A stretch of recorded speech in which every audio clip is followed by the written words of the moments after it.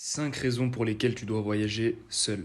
La première raison, ça va être la liberté totale. Si tu as déjà été en vacances avec des potes, tu connais déjà toutes les galères que ça engendre. Entre celui qui se lève à 14 heures, ça en général c'était moi, celui qui veut aller à la plage, l'autre en ville, celui qui tape la play et tu sais même pas pourquoi il est venu. En plus de ça, il y a les embrouilles. Avoir des potes, c'est une chose, mais vivre avec eux, c'en est une autre. On a tous perdu des amitiés à cause d'un voyage. Donc quand tu es seul, il n'y a aucun compromis. Tu fais ce que tu veux, quand tu veux, tu vis à ton rythme. C'est la liberté totale. La deuxième raison, ça va être la découverte de soi-même. Il y a une grosse différence entre être chez soi, au milieu de sa famille, ses proches, dans sa zone de confort, dans sa ville, et être à l'autre bout du monde, tout seul, au fin fond de la Thaïlande, du Vietnam ou du Pérou, avec personne qui parle ta langue. Pour une fois dans ta vie, tu vas connaître l'indépendance totale. Tu vas prendre les décisions par toi-même. Ça, c'est hyper important. Tu vas savoir si tu es capable de te gérer. Si tu te trompes, tu pourras rien reprocher à qui que ce soit, ça sera 100% de ta faute, tu es responsable.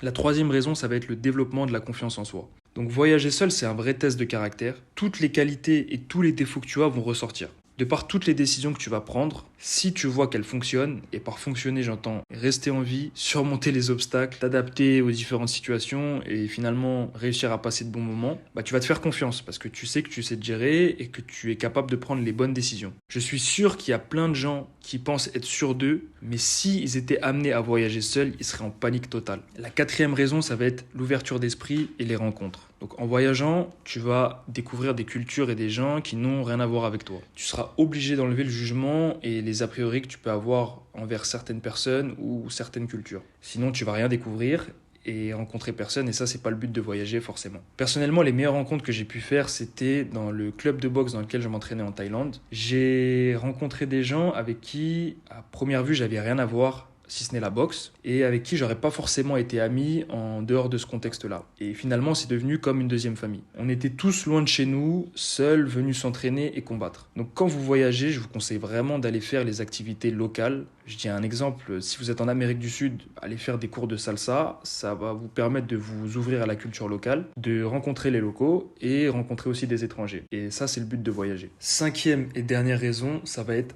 apprécier la solitude. Personnellement, je suis un grand solitaire, donc partir à l'aventure seul, ça me fait pas peur, au contraire, je préfère. Mais si tu n'as pas l'habitude de ça, voyager seul, ça va te permettre d'apprécier la solitude. Ça va être le moment pour toi de te recentrer sur ta personne, de faire le point sur ta vie, tes rêves et tes aspirations. Ça va aussi te permettre de faire en sorte que la solitude devienne une force. À l'issue de l'aventure que tu viendras de vivre, il y aura un toi avant avoir voyagé seul et un toi après avoir voyagé seul. Garde une chose en tête, on est seul, on meurt seul, donc prends l'habitude de faire certaines choses seul. Prenez soin de vous, prenez soin de vos proches, que Dieu vous bénisse.